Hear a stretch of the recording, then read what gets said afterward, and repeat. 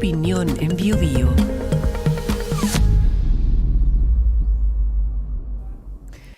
El congelamiento y descongelamiento de las tarifas eléctricas nos ilustra o prueba nuevamente que no existe en realidad una dificultad insoslayable relativa a la incapacidad de las distintas fuerzas políticas para ponerse de acuerdo, como habitualmente se ha indicado.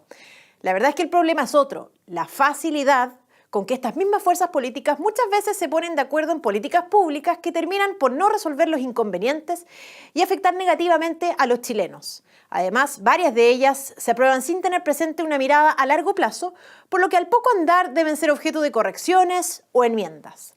Ejemplos hay muchos.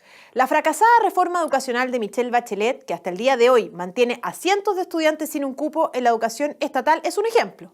También la reforma tributaria de la misma expresidenta, que estancó la economía y no recaudó lo prometido. Y, ¿por qué no decirlo?, los procesos constituyentes que se vendieron como la panacea, pero que solo sumieron a Chile en un mar de incertidumbre para finalmente terminar por ratificar en 2 oportunidades adicionales la Constitución vigente.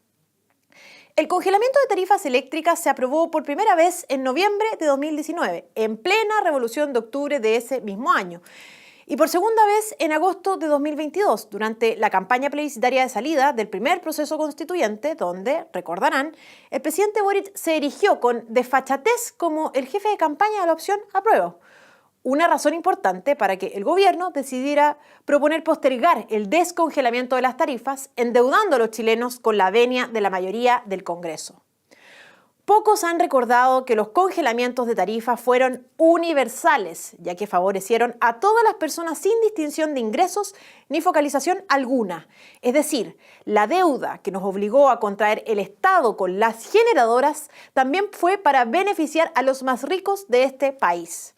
En definitiva, ya sea por ideología o por la incapacidad práctica del Estado para concentrar sus esfuerzos únicamente en quienes el aporte estatal mejora su calidad de vida, era claro que se trataba de una política ineficiente e insostenible, razón por la cual los propios paladines de la universalidad han debido proponer su fin en abril de 2024 durante el gobierno del presidente Boric. En otras palabras, a través del descongelamiento de tarifas, el oficialismo, particularmente el Frente Amplio, ha reconocido el fracaso, la ineficiencia y el carácter injusto de políticas públicas que contemplan prestaciones universales pagadas por el Estado a todos, sin enfocarse en quienes efectivamente lo necesitan. Tanto es así que para apoyar a las familias que tendrán dificultades económicas para solventar el importante aumento de las tarifas eléctricas, el gobierno de Boric ha decidido, en esta oportunidad, optar por los subsidios, de manera focalizada, pese a que antes fueron lapidarios con quienes apoyábamos este tipo de iniciativas. Una clara derrota adicional para el proyecto político del oficialismo, condenado por la realidad, como en tantas otras ocasiones.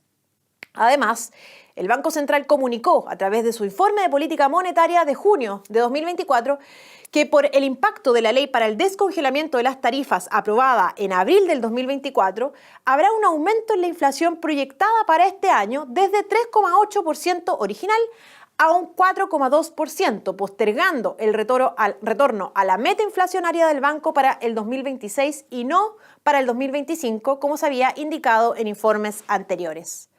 Esto es otro golpe para las familias de menos recursos económicos, las que no solo han visto disminuidas de manera importante sus oportunidades de progreso en los últimos años, sino que también han experimentado un empeoramiento importante en su calidad de vida en un contexto de crisis de inseguridad galopante. Por otro lado, es necesario destacar que el congelamiento de las tarifas es una política pública hasta el momento soportada por las generadoras. Es decir, se trata de prestaciones satisfechas con plata ajena, una situación bastante parecida a lo que nos propone hacer la izquierda con nuestros fondos de ahorro individual para pensiones, ya que la izquierda aspira a que estén destinados a pagar, entre otras necesidades urgentes, las pensiones de los actuales jubilados, pero silenciando de manera irresponsable el problema para los futuros pensionados, es decir, el riesgo para la fuerza laboralmente activa en el presente, especialmente para aquellas personas de ingresos medios. El Estado debe 6.000 millones de dólares a las generadoras, monto que aumenta además día a día. Esto es aproximadamente 2 puntos del PIB, es decir, más de 4 veces la recaudación anual adicional esperada por el nuevo royalty minero vigente desde enero de 2024. Así las cosas, no es curioso que ya se hayan escuchado algunas voces renuentes a que los chilenos paguemos esta abultada deuda eléctrica, razón por la cual debiéramos seriamente preguntarnos: si sabemos que parte del oficialismo aspira a no pagar la deuda que tenemos con las generadoras, ¿por qué razón algunos incautos creen que el Estado tendrá la voluntad de devolvernos en el futuro la plata que le prestemos desde nuestros ahorros individuales previsionales para pagar necesidades actuales? Además, sabemos que en Chile habitualmente las autoridades no se responsabilizan ni siquiera políticamente por sus decisiones.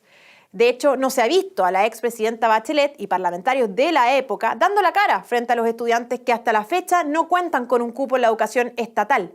Tampoco la hemos visto pidiéndole disculpas a los chilenos por el estancamiento económico que produjo su mala reforma tributaria. En otras palabras, cuando muchos de quienes están viendo o escuchando esta videocolumna estemos a puertas de jubilarnos, las Orsini, las Cariolas y los demás no nos pedirán disculpas. Y aunque lo hicieran, ya será muy tarde. Muy probablemente no tengamos en la práctica ni la fuerza ni la voz para lograr mejorar nuestra situación. Lo descrito es también lo que ha sucedido con el congelamiento de las tarifas eléctricas. Nadie se hace responsable y sabemos que terminará pagando Moya, es decir, los ciudadanos comunes y corrientes que, además de no decidir postergar nuestras obligaciones de pago, en algunos casos tampoco lo necesitaban realmente. No es aceptable que parte de las autoridades tomen decisiones de manera irreflexiva, superficial y sin conocer los efectos negativos de sus resoluciones. Además, es inadmisible y vergonzoso que algunas de ellas persistan en responsabilizar al empedrado. Requerimos representantes que no permitan los malos acuerdos y trabajen responsablemente por resolver los problemas con una mirada de futuro, teniendo presente que es esencial disminuir el peso del Estado sobre los hombros de los chilenos. Opinión en Bio Bio.